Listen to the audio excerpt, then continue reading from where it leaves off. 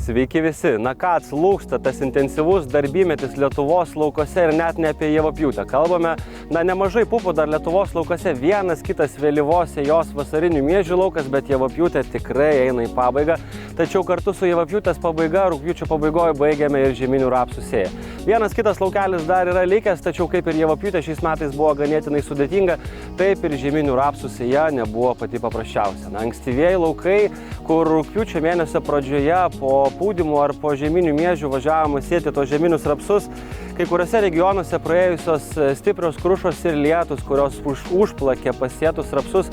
Ir buvo priimtas sprendimas juos atsėti, nes užvalsavo dirvožemio paviršių 2 cm storumo pluta, 32 laipsnių karštis ir beveik nulinė tikimybė, kad pasėlio tankumą turėsime optimalų. Kol tie sėjos terminai buvo optimalūs, tiem mūsų partneriam, pas kuriuos užklupo gamtos negandos, rekomendavo laukus atsėti.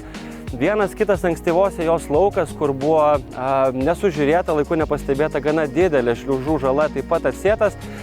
Kaip ir kiekvienais metais atsiejamų laukų yra, bet mes geriau sakome, kol tas terminas yra optimalus ir matome, kad jau neturime ir neturėsime to suformuoto tankumo. Kai žinome, kad iš žieminio rapso galima įspausti 4 ar 5 tonas neišimtis ir kaimyniniuose laukose stovėjęs rapsas, kuris byrėjo virš 5. Tad ir dabar norisi padaryti viską labai neblogai. Sulaukime tokių klausimų, ar galėtumėte pasakyti vis dėlto, kokia yra ta standartinė technologija, kaip reikėtų tos rapsus auginti. Visi mes puikiai suprantame, kad tai yra ganėtinai paprasta pasižiūrėti tos eiliškumus, jeigu orų sąlygos ir mūsų dirvožemiai yra vienodi.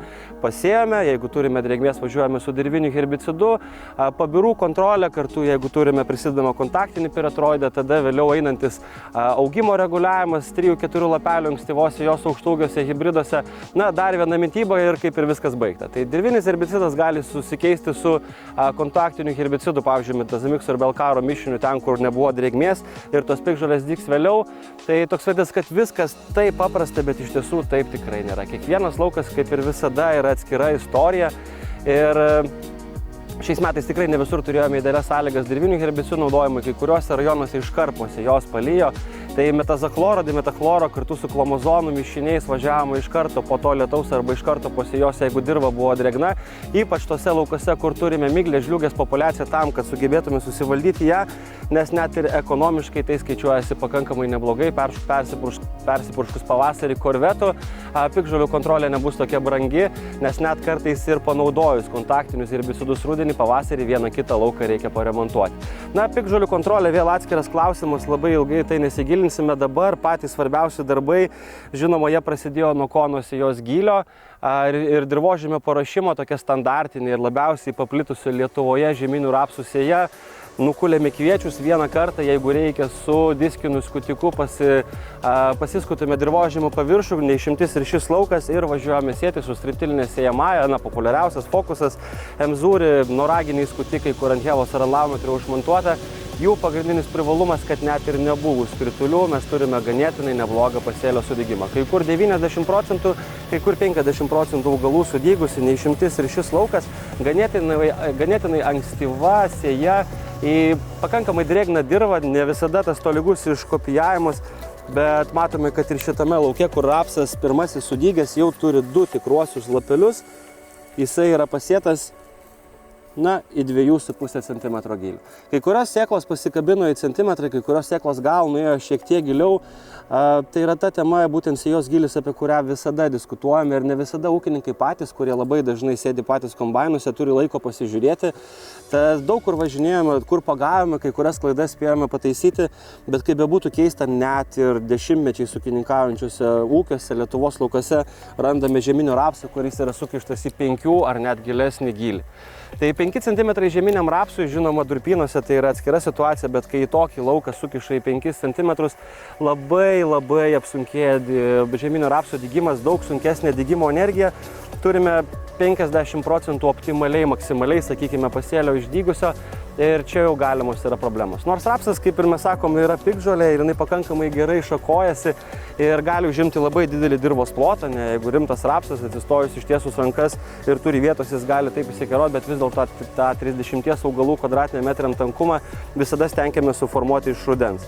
Tai Kai kuriuose vietose vėlgi dėl sėjos gylio klaidų spėjome atsisėti, kitur palikome taip, kaip yra. Tikėkime, kad po lietaus, kurį rodo ateinančią savaitę, tas tankumas padidės, bet vėl mes turėsime netolygų lauką, kada vieni anksčiau sudygę rapsai bus 3 lapelių, o kiti bus tik skiršlapių stadijoje. Va čia ir prasideda agronominė kūryba, kada ir kaip panaudoti augimo reguliatorius, kada ir kaip panaudoti kontaktinius herbicidus tam, kad nepakenkti tam pasėliui ir išlaikyti jo maksimalų potencialą.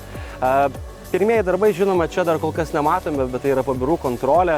Kai gavome lietaus, iš karto po sėjos pabiros tikrai daug kur yra padygusios. Tas pirmasis purškimas ganėtinai paprastas graminicidas, nereikia tų kosminių normų. Jeigu, pavyzdžiui, naudojate fizuladą 0,4 normos, kada yra 1 ar 2 lapelių kviečiai, labai puikiai susitvarko. Jeigu matome, kad laukose yra spragių, tuo atveju taip pat prisidedam ir kontaktinį piretroidą. Patį paprasčiausią, labai ten nereikėtų į tai daug investuoti. Taip pat tai yra paskutinis momentas, kada vis dar verta panaudoti dirvožemį gerinančius biologinius preparatus, nes nuo šios dienos mes dar turime apie porą mėnesių aktyvios vegetacijos, kada dirvos temperatūra dar bus palanki jų aktyviam augimui. Tai po to sekantis greičiausiai ankstyvoje sėjoje augimo reguliatorius, vėlgi jeigu auginate aukštaūgius hibridus, metkanozolas pats puikiausias momentas, tai yra 3 ir 4 lapelis lendantis, kada ankstyvoje sėjoje būtent tuo momentu pataikius mes prispaudžiame juos prie dirvos, augimo gugelis neperauga ir 90% atveju, kai yra panaudota būtent tokioje stadijoje antro augimo reguliatorius, net prie ilgo šilto rudens nereikia. Ten jau taip pat dedasi mitybiniai komponentai, ten taip pat galima kai kuriais atvejais naudoti ir pabiras vienu purškimu, bet vėl labai daug skirtingų technologijų. Gana nemažai rapso Lietuvoje, kuris buvo pasėtas ypač sunkesnėse dirvose į sausą žemę, dar dabar stovi ir pabendraujant su ūkiais, toksai klausimas sunkesniuose moliuose, sakau, kaip jūs pagaunate sėjos gylį būtent tokiam. Pas mus viskas labai paprasta, ateini, pakeli grumstą, o, sėkla yra, viskas gerai. Tai ten visi laukia lietaus, tikėkime, kad jos ateinančią savaitę bus pakankamai nemažai to darbo žieminiuose rapsuose dar mūsų laukia. Minimaliai 3, optimaliai 4 purškimai tam, kad suvaldytume piktžolių kontrolę, kad apsisaugotume augalus nuo fomozės, kuri gali plisti rudenį, taip pat ir žiemos šiltesnių periodų, kad rastume pavasarį vėl visus tos lapus. Apie platesnius žieminių rapsų augimo technologinius procesus šnekėsime mūsų ateinančioje laidoje. Dabar, žinoma, laukiame lietaus, laukiame tobulo pasėlio sudygimo. Po to be abejo pabirų kontrolė ir pirmieji pamąstymai apie laiku atliktą augimo reguliavimą tam, kad turėtume gerus, tvirtus, išsišakojusius augalus ir padėtume tvirtą pamatą ateinančių metų derliui.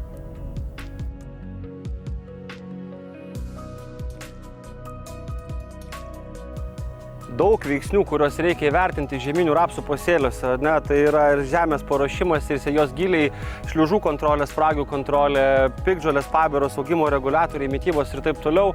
Bet ne ką mažiau ir žieminių kviečių laukose. Tikrai su žieminiais kviečiais yra ką veikti ir viskas, žinoma, prasideda nuo kokybiškos sėklos paruošimo. Šiais metais Lietuvoje didelis laikas, gana didelė 1000 grūdų masė. Vienas kitas tyrimas jau Lietuvoje yra padarytas, kai kur 48, kai kur net ir 54 tūkstančio grūdų masė. Tad bent jau pradėkime nuo to, kad sėją planuotumėmės milijonais. Žinoma, sėklos paruošimas tai yra beicas ir priedų prie beico pridėjimas tam, kad augalai galėtų gerai startuoti, tam, kad jie galėtų greičiau pasiimti dirvožemį maisto medžiagas ar net tų pačių maisto medžiagų turėtų iš karto išlindę, kad galėtų formuoti stiprią šaknų sistemą ir tolygiai išsikrūmyti rudeninės vegetacijos metu. Tai yra tie pirmieji momentai, sėjos normos labai skirtingi variantai, kai kuriuose ūkiuose ir jų dirvožemio tipažuose turime atidirbę technologijas ir startuojam su 3 milijonais sėklų į hektarą, kitur sunkesnėse dirvose, kada sėja ne visiškai vyksta tobulai, 4 milijonai ar net 4,5, kur yra startas ir išlaikomas visos sėjos metu. Šiais metais daug kur svarstome, kad pietinėse Lietuvos regionuose 8-10 dieną startuosime su žieminių kviečių sėja. Šiauriniuose regionuose, kur mes turime trumpesnį vegetacijos periodą, kai kur net ir rugsėjo 5 planuojame į tuos laukus išvažiuoti. Žinoma, sėklos paruošimas pirmas momentas, antras momentas tai yra dirvožemio paruošimas. Šiais metais beveik nebus, ar jeigu bus, tai tikrai tik vienas kitas atseliuotas laukas, bent jau tose laukose, kur mes lankomės. Dažniausias priešsalis prieš žieminius kviečius yra žieminis rapsas, tačiau nors jisai ir yra labai puikus ir vienas iš geriausių priešsalių žieminiams kviečiams, neteisingas jo įterpimas į dirvą ir neteisingas dirvožemio paruošimas gali pridaryti ir pakankamai nemažai problemų. Pirmas momentas tai yra kritulių kiekis, kurį mes turėsime rugsėjo mėnesį, apie tai mes tikrai nežinome, ką galim pasakyti iš praktikos ir ką esame matę eilę metų. metų. Jeigu mes persiauginame žieminių rapsų pabiras ir užauginame jas labai didelę, 6 ar 7 lapelių, labai ištraukia drėgmę iš dirvožemio, būtent tą drėgmę, kurios reikia, kad mūsų sėklos sudygtų pakankamai tolygiai. Tai šis laukas neišimtis, 2, kai kur 3 lendantis lapelis ir kitą savaitę planuojama važiuoti su glifosatu. Jeigu nėra kažkokių tai balų, didelių piktžolių, tik tai rapsų pabiras, 100 litrų vandens, sutvarkytas vandens pH, vandens kietumas ir 2 litrai paprasčiausio glifosato tikrai susitvarkys su šiuo darbu. Kada jį derėtų atlikti, įsivertinkime, kad 8 ar 10 dienų prieš sėją yra idealiausias momentas, kad pabiros spėtų pakankamai aptrūnyti, būtų sausos ir nemaišytų mūsų sėjai. Jeigu važiuojama striptilu, pavyzdžiui, su fokusu, viskas valio, 4 lapelių rapsas nuglifosuotas, net ir po 3 dienų galime važiuoti, būtent tie nagai pakankamai gerą darbo dalį padaro, lėkštas viskas susmulkina, sėklos įterpimas į 3-4 cm gylį, viskas valio. Jeigu persiauginama pabiras, kai kur vieną kartą, kai kur net ir 2 kartus reikės pasiremontuoti. Vienas iš, mano manimų, keisčiausių sprendimų, kurį priėmė valstybė, kad vis dėlto po žieminio rapso galima sėti 8 savaitėm posėlį, jį reikia būtinai 8 savaitės išlaikyti ir kažkada rugsėjo gale ar spalio pradžioje važiuoti sėti žieminius kviečius. Iki tol, kol mes galėsime ten pasėti, naudojant standartinės, Pronto, Rapidas ar Spiritas sėjamąsias, tikrai nebus paprasta, nes žieminis rapsas sudygęs iki to laiko užaugins labai didelę masę, ne 8, kai kur net ir 9 lapelis, taigi reikalaus vieno kaip minimumo, o kai kuriais atvejais 2 ar net 3 skutimų, kad galėtume paruošti dirvožemį ir teisingai paruošti tą sėklos guolį. Vienas iš svarbiausių momentų tai yra sėjos gylis, apie kurį mes pastoviai šnekam ir toks paprastas ir elementariai suvokiamas dalykas, tačiau visada yra ta tarpinė, kuri sėdi ant sėdynės prie vairo ir ne visada sužiūri tą sėjos gylį ir būtent į ką reikia labiausiai atkreipti dėmesį, tai sėjos gylis, kai pervažiuoti į skirtingus laukus, kai keičiasi pati dirvožemio struktūra. Dažnu atveju pradedame nuo lengvesnių savo laukų, įvažiuojame ten, nusistatome 3 cm gylį, viskas puiku, idealu, tada išvažiuojame sėti į molius, žiūrime, kad pusę centimetro, kai kur centimetras, kai kur 2, kai kur 3, visiškai netolygus sėklos padėjimas ir va čia prasideda problemos ir padidinta rizika, kada mes galime prarasti 2, 3 ar net ir daugiau tonų derlingumo iš hektaro. Tikrai ir pernai, ir užpernai, ir šiais metais turėjome tų vaizdų, kada būtent tokiu atveju iš lengvesnio lauko pervažiavo į sunkesnį, labai sunkus tas sėklos įterpimas į dirvožemį, rudenį viskas atrodo valio, gavome lietaus, sudygo, vieni anksčiau, kiti vėliau, laukas žalias, jokių problemų nėra, tačiau į pusę centimetro padėta žieminio kviečio sėkla 5 kartus turi didesnę riziką, kad jos pavasarį tiesiog nebus ir turėsime prarėtėjusį pasėlį. Dėl ko tai vyksta? Labai elementaru, sėkla paviršiui, krūmijimosi mazgas viršui, dirvožemis kaip po žiemos ir po pavasarinių šalnų trukinėje, jis niekada netrūksta taip ar taip, jis visada plečiasi šitai. Tad jeigu kvietys yra 3 cm gylį, dirvožemis prasidarė, kadangi ten jam lengviau atsidarinėti dėl to, kad yra įpjauta disko, net ir po lietaus ar sniego paklotės, ir 3 cm gylį esantis kvietys tiesiog nenutraukiamos jo šaknis, jis toliau vegetuoja, palyja, paviršius susitraukia, turime tankumus. Jeigu padėta pusė centimetro, automatiškai nutraukiamas žieminio kviečio šaknis, ten jau tankumų neturėsime, 30% mažiau tankumo. Kvietys nerapsas, jisai taip nesišakoja, nesikrūmija iki taip intensyviai, kad užimtų tuos tuščius kvadratinius metrus ar 10 metrų besidriekiančias ties eilutes. Turime prarėtėjusį pasėlį, turime mažesnį derlių. Tai patys paprasčiausi agronominiai momentai, kada reikia keliais vaikščioti paskui sėjamą, žiūrėti gylius, nes čia yra būtent tas pamatas, kurį mes turėsime ištisus metus. Jeigu nepasėjome gerai, nebus galutinio gero rezultato, tad rudeninio pasėlio tankumo formavimas, kai mes norime suformuoti derliaus nuėmimo metu 6 ar 7 milijonus produktyvių stiebų, tai rudenį mes juos turime suformuoti, o pavasarį daryti viską, kad juos išlaikyti. Taigi tikrai nėra paprastas darbas, keli momentai.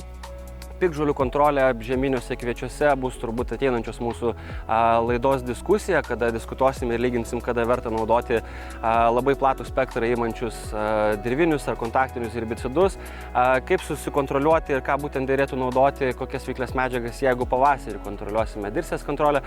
Tai jau ateinančios mūsų laidos tema, nuo šiandieną svarbiausia žemės paruošimas, teisingas sėklos padėjimas, teisingas sėklos apėjimas, kad jinai turėtų pakankamai energijos.